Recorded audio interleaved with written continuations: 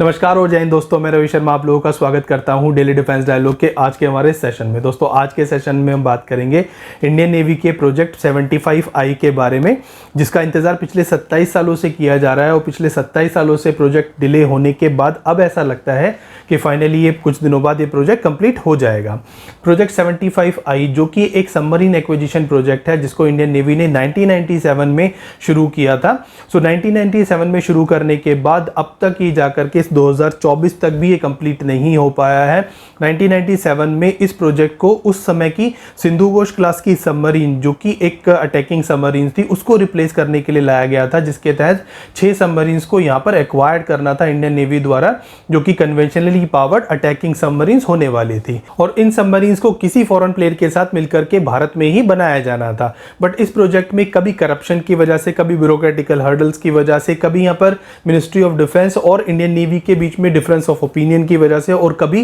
Funds ना होने की वजह से ये प्रोजेक्ट लगातार लटकता रहा और एट लास्ट जाकर के इस प्रोजेक्ट में कुछ ऐसी प्रोग्रेसेस हुए हैं जिससे लगता है कि आने वाले दिनों में ये प्रोजेक्ट फाइनली कंप्लीट हो जाएगा। एट प्रेजेंट यहाँ पर 2 फाइनल कंटेंडर्स को शॉर्टलिस्ट कर लिया गया है, जिसमें जर्मनी के सबमरीन मैन्युफैक्चरर थाइसनक्रुप मरीन सिस्टम की सबमरीन T214 और यहाँ पर स्पेन के नेवेंशिया जो कि एक सबमरीन मैन्युफैक्चरर है उसकी सबमरीन SAT+ को फाइनली शॉर्टलिस्ट किया गया है। इन दोनों के ही ट्रायल्स कंप्लीट कर लिए गए हैं। जर्मनी की सबमरीन का ट्रायल पिछले मार्च में कंप्लीट किया गया और इस साल जून लेट में यहाँ पर स्पेन की भी जो सबमरीन है SAT+ उसका भी यहाँ पर फील्ड ट्रायल्स कंप्लीट कर लिए गए हैं। अब यहाँ पर आने वाले दिनों में यानी कि 2025 से 2026 के बीच में यहाँ पर नेगोशिएशंस होंगी और अगर सब कुछ सही रहा तो 2032 से 2033 के बीच में इन सभी सबमरीन्स की डिलीवरी कंप्लीट हो जाएगी। अब इंडियन नेवी ने इस प्रोजेक्ट के अंदर जो रिक्वेस्ट फॉर प्रपोजल इनिशिएट किया था वहां पर कुछ स्पेसिफाइड कंडीशन को मेंशन किया गया था, जिसमें से 4 कंडीशंस बहुत इंपॉर्टेंट थी। जिसमें पहली थी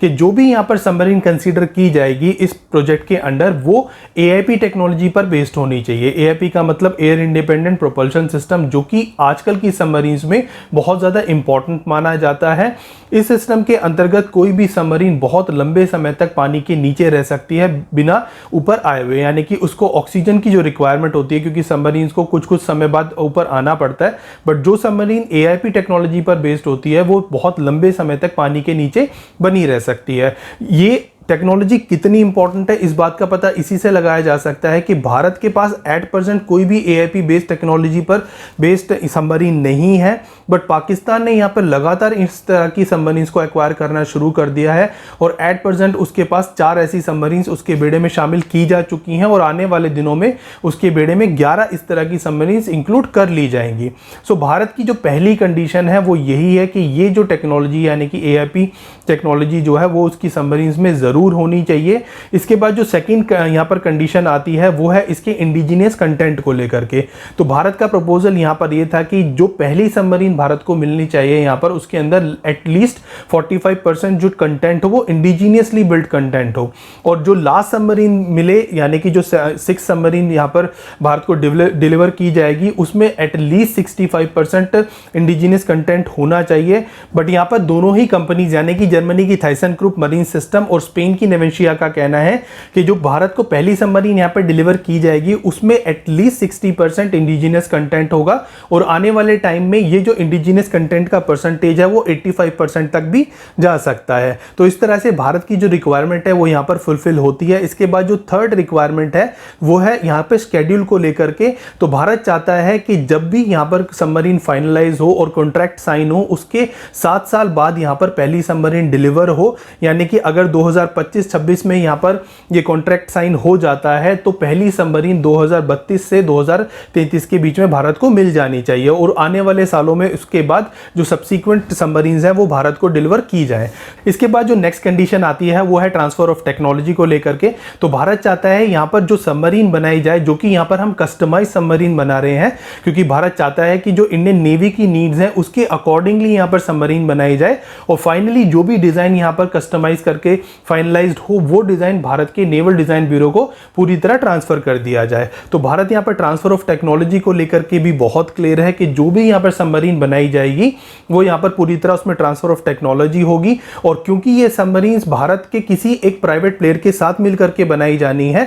और यहाँ पर जो जर्मनी की कंपनी है उसने ऑलरेडी यहाँ पर एग्रीमेंट साइन कर लिया है मझगांव डॉक के साथ, और इसके अलावा जो नेवेंशिया है उसने LNT के साथ यहाँ पर कॉन्ट्रैक्ट साइन किया है। तो ये एक स्ट्रेटेजिक पार्टनरशिप जो पॉलिसी है हमारी उसके तहत बनाई जानी है, जिसमें एक फॉरेन OEM होगा और एक इंडियन पार्टनर होगा। तो इंडियन पार्टनर यहाँ पर वो सबमरीन बनाएगा और जो फॉरेन OEM है वो अपना डिजाइन अपनी टेक्नोलॉजी लेकर के भारत में ही इनको डिजाइन एंड डेवलप करेगा। तो इस तरह से ये सबमरीन्स बनाई जानी है। ये पूरा प्रोजेक्ट 43,000 करोड़ का है और इन सबमरीन्स के आने के बाद इंडियन नेवी की पावर बहुत ज्यादा बढ़ जाने वाली है। अब अगर बात की जाए इन दोनों सबमरीन्स की, तो वैसे तो दोनों ही सबमरीन्स यहाँ पर इंडियन नेवी की रिक्वायरमेंट्स को फुलफिल करती हैं और दोनों ही सबमरीन्स AIP टेक्नोलॉजी पर बेस्ड हैं, पर फिर भी यहाँ पर जो जर्मन सबमरीन है उसका पलड़ा थोड़ा सा भारी दिखाई देता है और इसके कई सारे कारण भी हैं। सबसे पहला तो कारण है कि भारत यहाँ पर ऑलरेडी जर्मनी की एक सबमरीन टाइप 209 यूज कर रहा है। तो भारत जर्मन टेक्नोलॉजी से ऑलरेडी यहाँ पर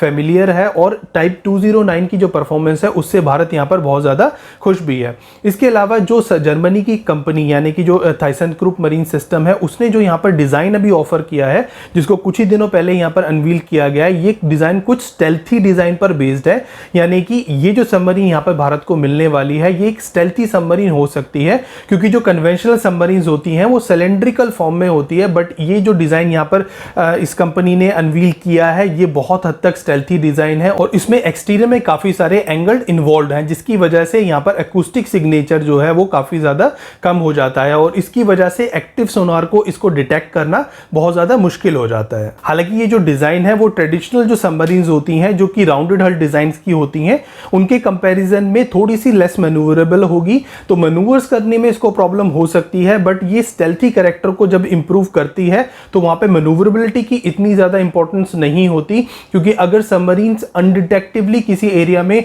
अगर टारगेट करती हैं, किसी एरिया को अटैक करती हैं, तो वहां पर मैन्यूवरेबिलिटी की इतनी इंपॉर्टेंस नहीं है जितनी वहां पर स्टेल्थीनेस की है। इन सब के अलावा जर्मनी की गवर्नमेंट भी इस प्रोजेक्ट को लेकर के काफ़ी ज़्यादा इंटरेस्टेड है और वो भारत सरकार के साथ अपने डिफेंस कोऑपरेशंस को तो बढ़ाना ही चाहती है और इस प्रोजेक्ट को यहाँ पर इंटर गवर्नमेंटल रूट के थ्रू कंप्लीट करना चाहती है। इसके अलावा जर्मनी की गवर्नमेंट इस कंपनी को यानी कि थाइसनक्रूप मरीन सिस्टम को यहाँ पर बैकिंग भी कर रही है, क्योंकि शुरुआत में ये कंपनी इस प्रोजेक्ट में पार्टिसिपेट नहीं करना चाहती थी, क्योंकि कंपनी का मानना था कि उसके कमर्शियल इंटरेस्ट जो है वो यहाँ पर सर्व नहीं हो पाएंगे। तो बट यहाँ पर जर्मनी की गवर्नमेंट ने उसको ये इंश्योर किया कि इस पूरे प्रोजेक्ट में जो उसके कमर्शियल इंटरेस्ट है उसको जर्मनी की गवर्नमेंट यहाँ पर इंश्योर करेगी। तो इस तरह जर्मनी की गवर्नमेंट भी यहाँ पर इस प्रोजेक्ट को लेकर के काफ़ी ज़्यादा सीरियस है। हालांकि स्पेन की गवर्नमेंट भी यहाँ पर इसी तरह के एफर्ट्स कर रही है, बट फिर भी यहाँ पर जर्मन की जो टेक्नोलॉजी है और जर्मनी के जो पास्ट ट्रैक रिकॉर्ड्स हैं उनकी कंपेरेटिवली जो स्पेन की कंपनी है उसका पलड़ा यहाँ पर थोड़ा सा हल्का नजर आता है। हालांकि यहाँ पर इंडियन गवर्नमेंट ने अभी किसी भी सबमरीन्स को फाइनलाइज नहीं किया है, बट फिर भी ये दोनों सबमरीन